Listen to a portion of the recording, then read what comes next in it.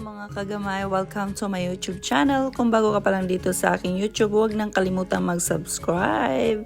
Hit the bell notification down below upang updated ka sa aking bagong mga upload. So for today's video, magluluto tayo nito. Okay, may pinagkakabalahan tayo. So ngayon meron tayong oras para magawa ng video. Wala talaga akong oras pero isisingit ko lang siya, diba? Para naman malaman ni Meta na ako ay alive pa. So ayan, mag-umpisa na tayo magluto. Ayan, wala lang guys, nag-ano lang tayo para naman may mailuto. Pero ayan, sarili nating composition iyon. Okay.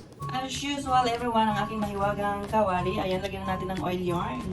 Pagkatapos, painitin lang natin yan. Hintayin lang natin uminit. So ayan, medyo mainit na at ilagay na natin ang ating onion na meron din siyang white and purple. Ayan.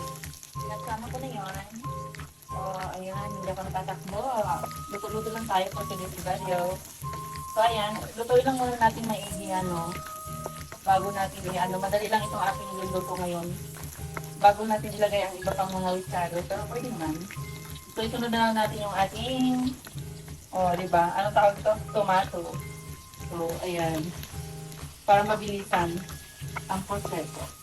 Halo-halo, tapos antayin lang natin yung maluto. Tapos lang natin. So medyo ayan, luto ng ating mga ricado. Kunti na mapagbitan, ilalagay na natin ang ating chicken para maluto siya.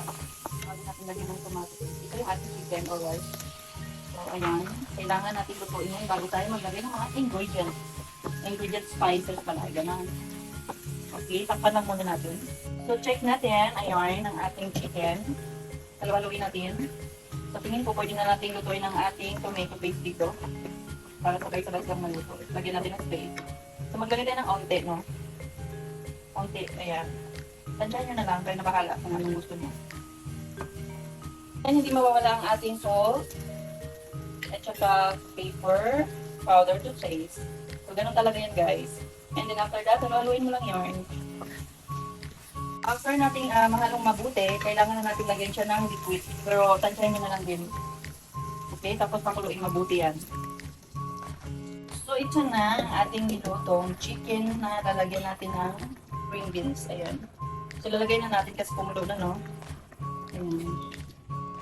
After that, parehas lang naman sila. Ilagay natin ang ating carrots. Okay.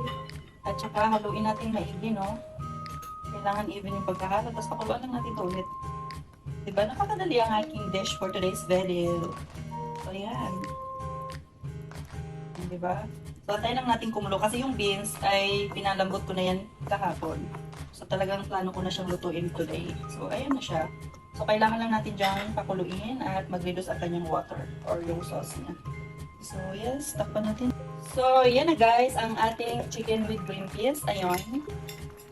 Ganyan lang siya ka-easy guys. Pwede na siya. Alright. So, sana ay nagustuhan nyo ang aking video for today. So, see you for my next vlog, everyone. Ciao!